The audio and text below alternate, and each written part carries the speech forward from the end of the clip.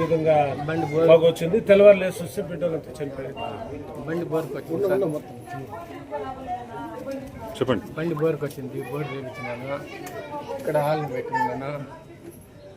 తెల్లారి 4 గంటలు ఇంకా తలుపు పెట్టినా చూస్తే తెల్ల మళ్ళీ తలుపు పగలు కొట్టినాను. అంటే మీరు ఎక్కడ పడుకున్నారు? పైన రేకులు పైన. అంటే ఎన్ని గంటలకు బండి స్టార్టింగ్లో పెట్టారు మీరు? నైట్ పనుకున్నాను. 8:30, 9. అంటే ఇంట్లో ముందర రూమ్లో పెట్టారు లాస్ట్?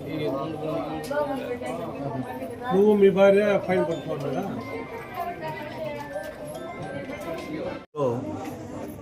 ఈ మురళి తండ్రి పేరు రామచంద్ర అనే వ్యక్తి 40 సంవత్సరాలు. ఇతను మార్పడి షాప్ పెట్టుకుని జీవిస్తూ ఉంటాడు.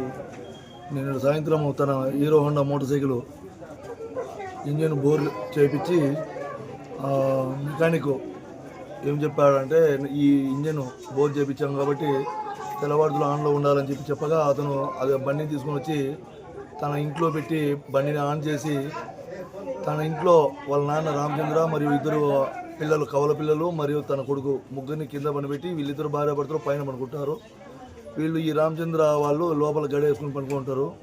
ఈరోజు ఉదయం 7 గంటలకు వచ్చి వాకిలు తీస్తే తీయమంటే తీయలేదు. లోపల చూస్తే వాళ్ళు చనిపోయి ఉంటారు. వెంటనే వాకిలు పలగొట్టి లోపల వెళ్ళి చూడగా 3 పిల్లలు, వాళ్ళ నాయన రామచంద్ర 4 చనిపోయి ఉంటారు. దీనికి ముఖ్య కారణము కంటిన్యూ రాత్రి నుంచి ఈరోజు ఉదయం వరకు కూడా మోటార్ సైకిల్ రన్నింగ్లో ఉండడం వల్ల ఆ గాలి పీల్చి దానికి ఆ ఇంటికి ఎటువంటి కిటికీ లేకపోవడం వల్ల ఇల్లంతా పొగ వ్యాపించి దానివల్ల మరణించినట్లు ప్రాథమికంగా తెలుస్తుంది. మృతదేహాలను పోస్ట్మార్టం నిమిత్తం హాస్పిటల్ పంపబడుతుంది. తదుపరి విషయాలు కేసు విచారణలో తెలుస్తాయి.